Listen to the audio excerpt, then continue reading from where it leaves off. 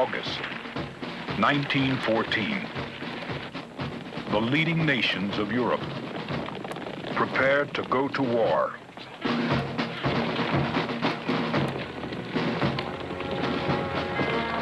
Before it is over, more than 8 million men will be dead.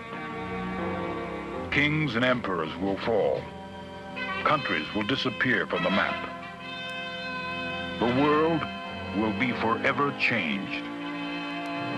In America, President Woodrow Wilson urges the nation to be neutral in fact as well as name, impartial in thought as well as action.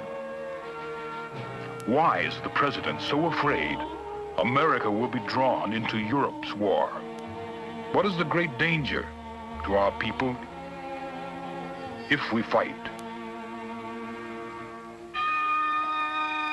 In 1914, America has serious problems. Massive problems with an industrial machine that has grown too big and too fast for proper laws to regulate working conditions and to protect the working man. Woodrow Wilson has been elected president on a reform ticket. He says, no one can mistake the purpose for which the country now seeks to use the Democratic Party. It seeks a change. The president is concerned with domestic reforms. He wants nothing to interfere with his domestic program. He says, it would be an ironic joke if foreign affairs would dominate my administration.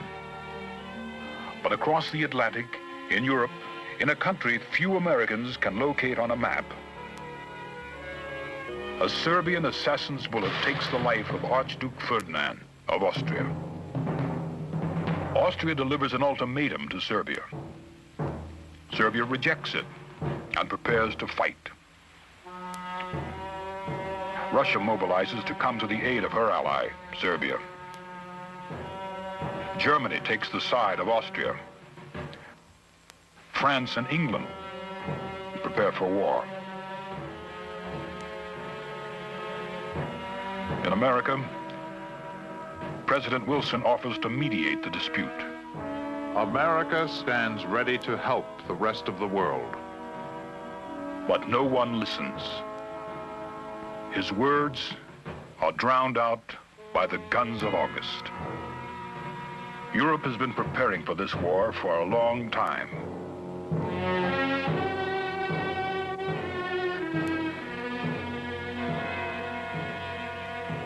Now the mighty German war machine, most powerful army the world has ever seen, moves against France.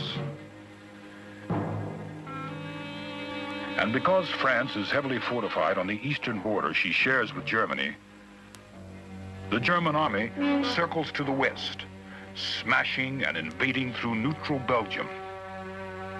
The Kaiser wires Wilson. Belgian neutrality has to be violated on strategic grounds.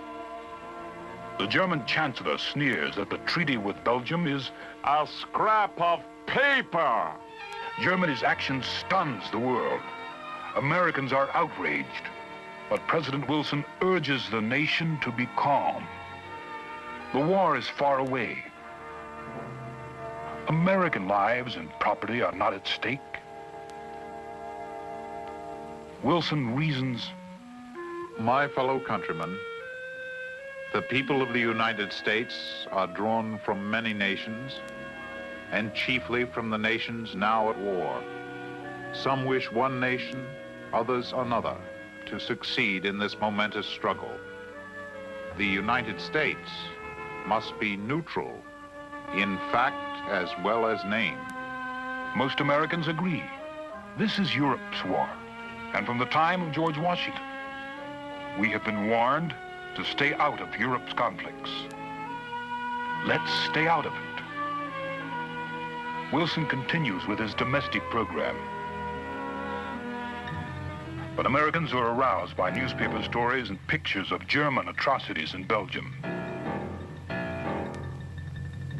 And as the German army rolls onward, crushing everything in its path, some Americans become afraid. If France is defeated, if England surrenders, if Germany rules the continent, how long will America itself be safe? Should America act to save civilization from collapsing? Now at the Marne River, a miracle takes place. With the help of reinforcements rushed from Paris by taxicab, the combined French and British army slows and stops the German advance.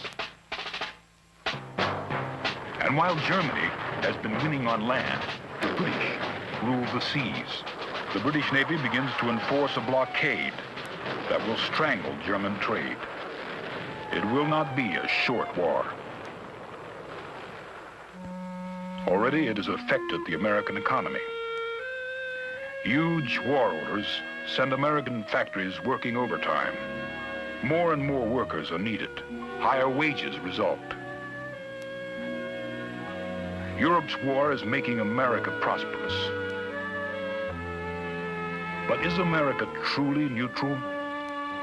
Germany sees that the vast resources of the American industrial machine, the food, the munitions, the loans, are keeping Germany's enemies fighting in the field. American goods shipped abroad can reach France and England, but not Germany and the Central Powers. Trade with the Allies doubles and quadruples. Trade with Germany dwindles to almost nothing. Germany must break the blockade. She has only one weapon, the submarine. Striking without warning, German submarines begin to sink Allied ships.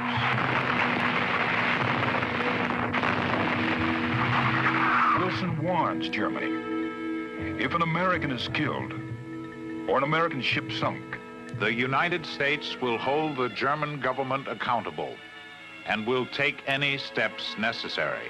May 1st, 1915. The luxurious British liner Lusitania sails from New York. Aboard are hundreds of Americans. They ignore a notice published next to the announcement of the ship sailing, a warning inserted by the German government. Travelers sailing in the war zone do so at their own risk.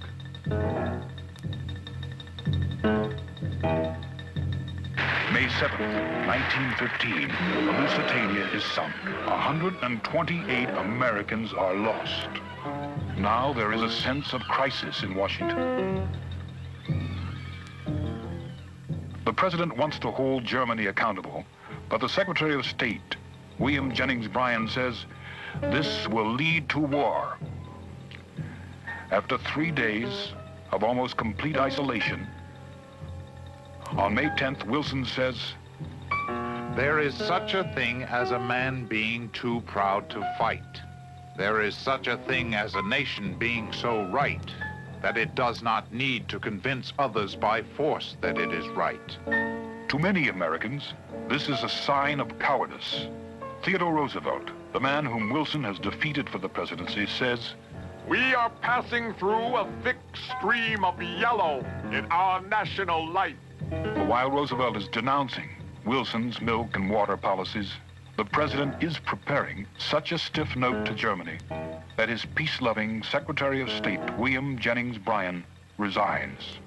If Germany rejects the note, America is at war. But the German Kaiser backs down and agrees to suspend unrestricted submarine warfare. Woodrow Wilson has won a major diplomatic victory.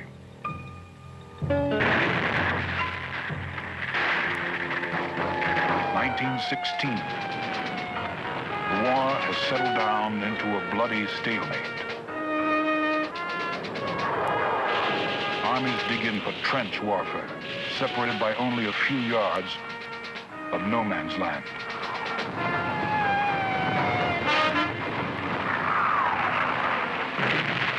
The guns never cease. Men go out of their minds. It was the noise, the never-ending noise, Verdun becomes the bloodiest battle in all history. Almost 1 million casualties. Fighting back and forth on the Somme, England and Germany lose another 1 million men. Reading the mounting casualty lists, Woodrow Wilson is horrified by the brutality of modern war.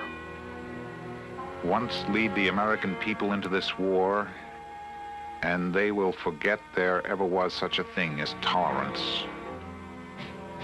To fight, you must be brutal, and the spirit of ruthless brutality will enter into the very fiber of our national life. The only sure way America can stay out of this war is to find some way to end it. Wilson sends his aide, Colonel House, on peace missions to Europe. He pleads for a peace without victory. But both sides have lost too many men. Both sides are bitter. Victory is what each demands.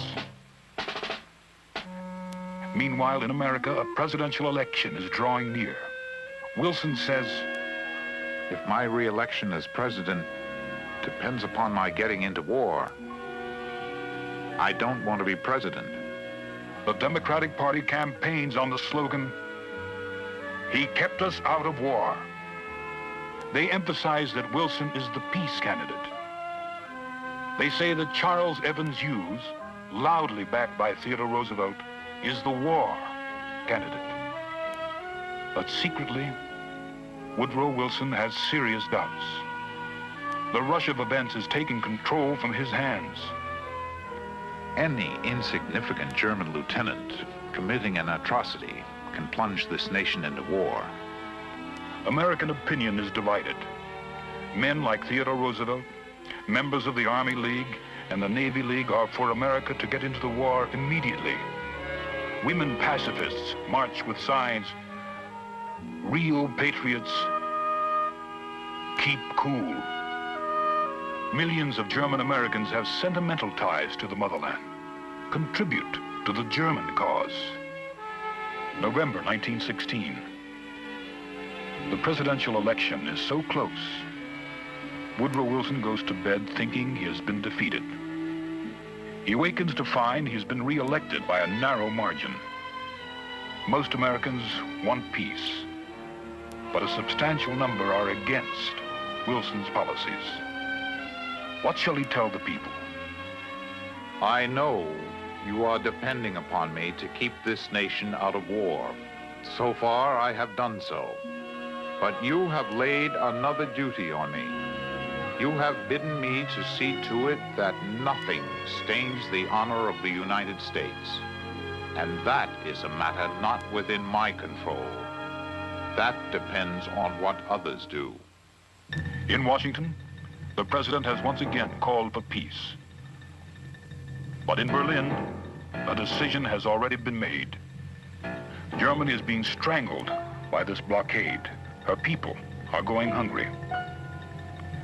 If the war goes on much longer, Germany will lose. It no longer matters whether America comes into the war. The German High Command believes America cannot arm in time to make any difference. February 1st, 1917, Germany announces all-out, unrestricted submarine warfare. And while more and more American ships are being sunk, while Woodrow Wilson still holds back from war and only arms American merchant ships to defend themselves, there comes another thunderbolt. The British Secret Service has intercepted a telegram the German Foreign Secretary Zimmermann has sent to Mexico. We offer Mexico an alliance. Make war together, make peace together. For her aid, Mexico is to receive in return Texas, New Mexico, and Arizona. Theodore Roosevelt says, There is no question of declaring war on Germany. Germany has declared war on us. Wilson tells a reporter, For nights, I have been lying awake, going over the whole situation. I have tried every way I know to avoid war. What else can I do? Is there anything else I can do? But being the kind of man he is, a man of high ideals and missionary purpose, Woodrow Wilson cannot simply go to war out of revenge. If America is to pay the high cost in the blood of its young men, the war must have a new and inspiring purpose. On April 2nd, 1917, the president goes before Congress and says, "It is a fearful thing to lead this great people into war, but the right is more precious than peace." It is to be a war to end war, a war to make the world safe for democracy. It is to be a crusade for a world founded on decency, honor, and law. All things German become suspect.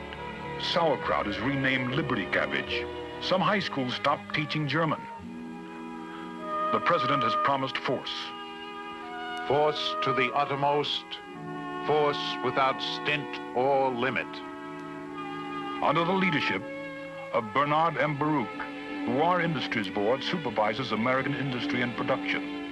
Herbert Hoover is appointed food administrator. William Gibbs McAdoo becomes Director General of the nation's railroads. Felix Frankfurter heads up the War Labor Board to mediate labor disputes. Under Edward N. Hurley, the United States Shipping Board acquires large fleets to transport and supply the American Expeditionary Forces.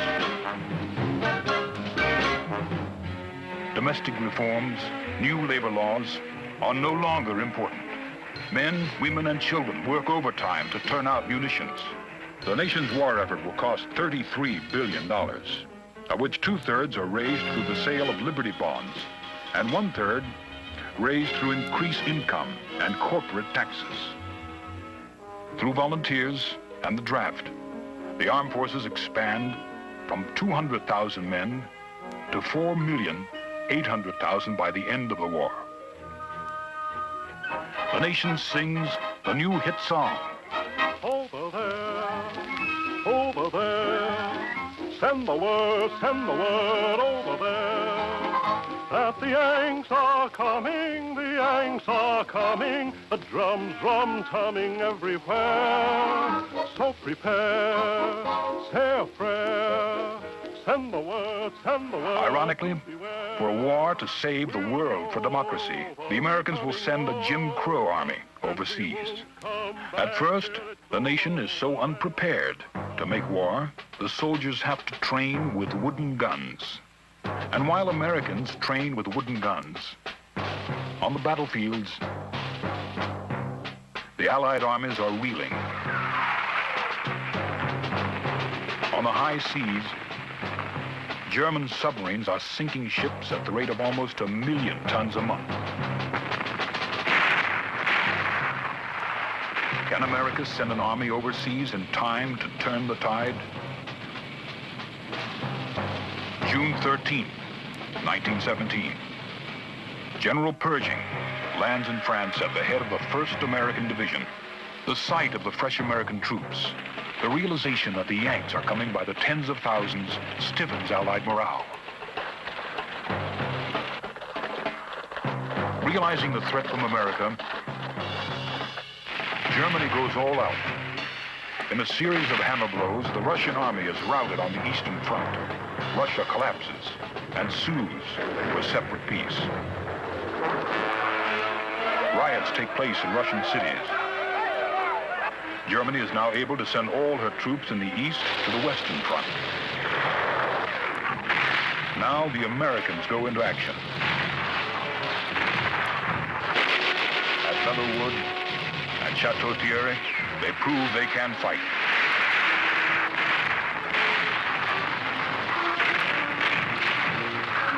Simultaneously in America, Woodrow Wilson fights a war with words. January 1918, Wilson announces 14 points for a better world. The 14th point calls for a League of Nations to be formed to preserve world peace. Shrewdly, he drives a wedge between the Kaiser and the German people. America has no conflict with the German people. Germany launches an offensive and is stopped by the Allied armies with the help of fresh American troops. Now, for the first time, the Americans go on the offensive. A German lieutenant writes, "The Americans have annihilated 2 of our companies. They fight like devils." Worn out now from 4 long years of war, realizing it can no longer win, the German will to fight collapses.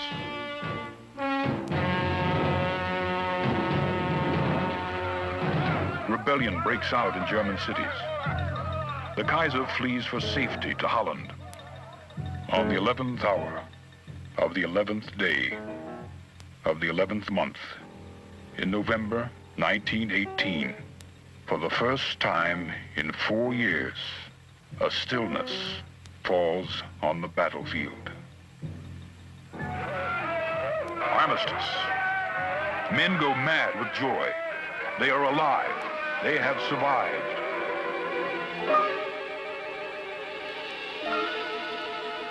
But more than 8 million have not. American losses total 48,000. Now, while the nation returns to peace, Woodrow Wilson realizes his battle is only beginning. For the first time in history, an American president goes to Europe during his term in office. Woodrow Wilson sails to fight for his 14 points. The president is confident he can handle the Europeans.